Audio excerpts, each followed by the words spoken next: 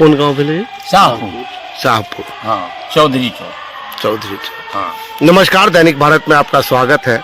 मेरे सामने एक बुजुर्ग बैठे हैं जिन्होंने कितना इलेक्शन देखा होगा, कितने नेताओं को इन्होंने देखा होगा। रिटायर्ड हैं, अपने दरवाजे पे बैठे हैं। मैं मधुबनी जा रहा था, मुलाकात हुई ऐसे चलते फिरते। आप तो जानते हैं कि मैं सर्वे करते रहता हूँ, कभी आपको ऑन रिकॉर्ड दिखा देता हूँ, कभी ऑफ रिकॉर्ड करता हूँ, और इन लोगों की जो राय होती है वो मैं आपको बता देता हूँ। तो ऐसे ही चलते चलते हमको मिल गए। अब मधुबनी लोकसभा का चुनाव बस 2-3 दिन में होना है। 20 तारीख को। 20 तारीख को होना है। तो मिल गए, तो इनसे बात करने के लिए यहाँ पे बैठ गया। अब ये बुजुर्ग हैं। सबसे पहले तो दैनिक भारत में आपका स्वागत है। कितनी बार दिया होगा वोट अब तक आप? हम बहुत सरकार देखा होगा, बहुत सरकार। इंदिरा गांधी भी देखा होगा, वाजपेयी जी भी देखा होगा। वाजपेयी जी तो इस बीच में हुए हैं, तो उनका तो आज के दौर का सबसे अच्छा प्रधानमंत्री कौन था? आज के दौर में जी प्रधानमंत्री कौन अच्छा था? जी तो इसमें मोदी को न कहना हाँ, ठीक नहीं। मोदी को नहीं, वाजपेयी जी को। वाजपेयी जी तो उनसे भी अच्छे थे। तो सबसे अच्छे वाजपेयी जी हुए ना? वाजपेयी जी सबसे अच्छे थे। ठीक है। अभी की जो स्थिति है मधुबनी लोकसभा क्षेत्र में, चुनाव सबका अपना अपना मत है, डालेंगे। कहीं खुशी है, कहीं नाराजगी है, कहीं काम है, कहीं काम नहीं है।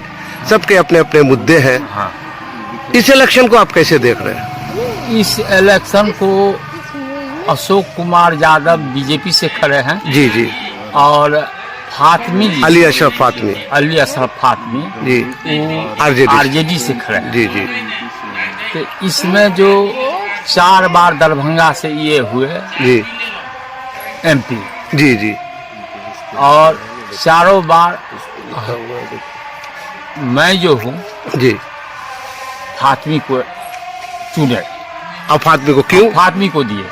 वो तो बाहर के आदमी है। हम दरभंगे में रहते थे ना। अच्छा, दरभंगे में हम पोस्टेड थे। अच्छा, कैसा आदमी है फातमी? फातमी बहुत बढ़िया आदमी है, बहुत बढ़िया आदमी, एक्सपीरियंस आदमी है।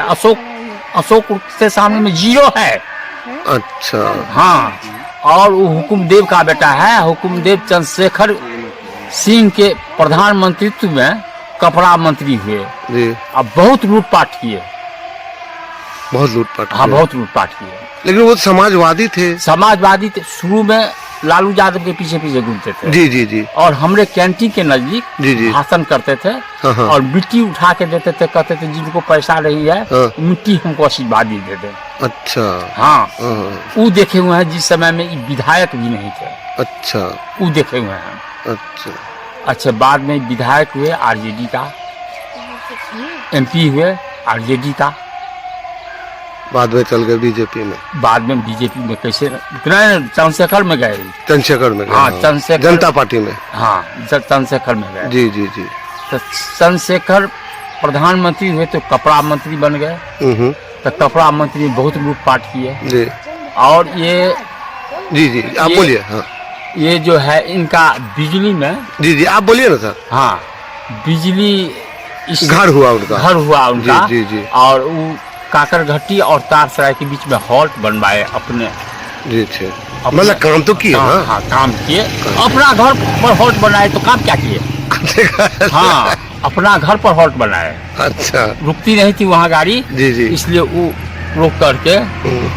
तो आपका वोट तो आरजेडी को? हाँ, आरजेडी पर। लेकिन मधुबनी का वोट किसको जाएगा? आप मधुबनी में रहते हैं? आप मधुबनी? हाँ, मधुबनी हमारा परिवार का पूरा वोट।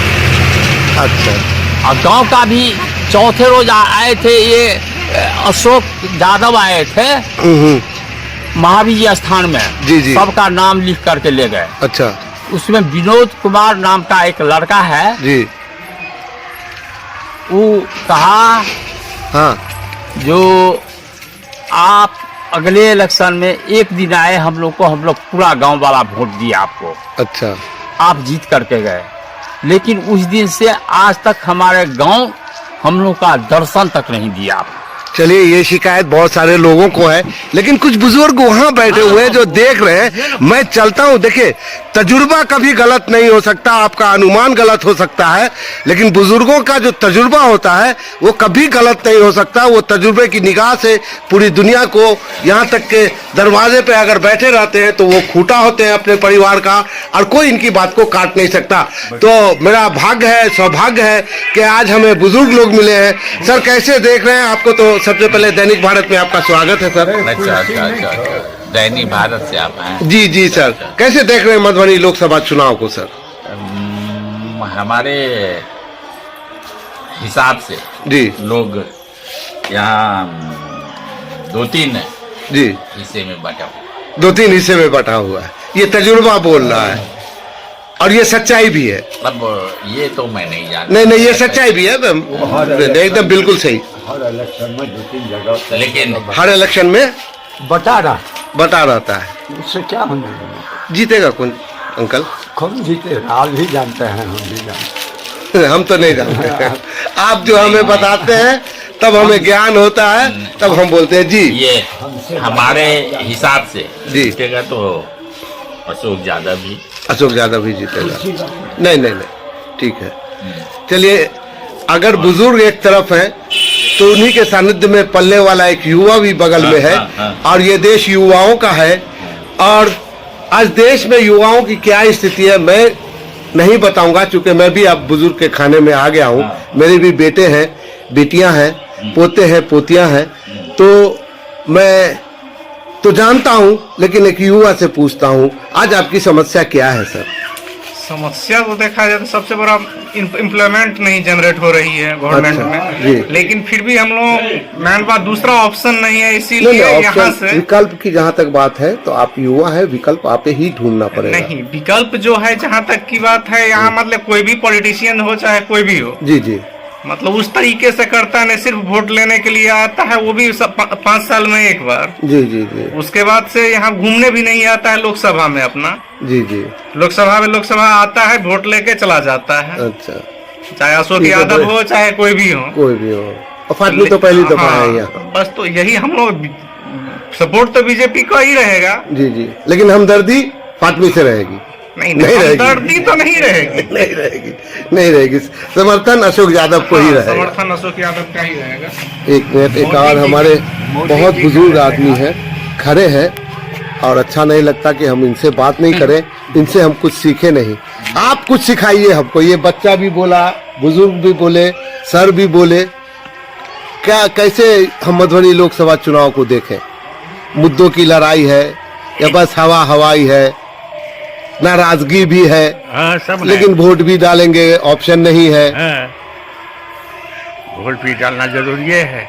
हाँ, और एक ही वोट से आदमी जीतता है और एक ही वोट से हारता है। जी जैसे कि क्रिकेट में होता है, जी जी एक ही रन से जीतता है, एक ही रन से हारता है। जी। तो समझे अभी ना? क्या मतलब कमल खिलेगा?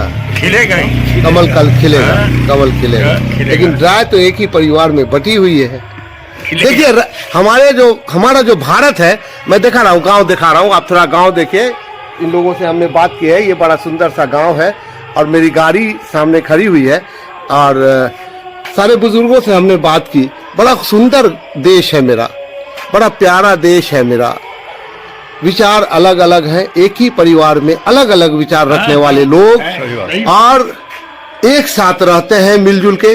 ये गंगा जमुना, ये गंगा मैया का जो आशीर्वाद है इस देश पे, कि उसी गंगा में वजू भी बनाते हैं लोग, उसी गंगा में स्नान भी करते हैं, सिमरिया भी जाते हैं, और वहां से बाबा धाम के लिए प्रस्थान भी करते हैं। तो यही सुंदरता है हमारे देश की, और मैं भगवान से कामना करता हूँ कि मेरे देश की ये सुंदरता बनी रहे, हमारे बुजुर्गों का साया मेरे सर पे बना रहे, कि अगर कोई बच्चा भटके तो यही वो लाठी है, वही वो खंभा है जो हम लोगों को सहारा देता है।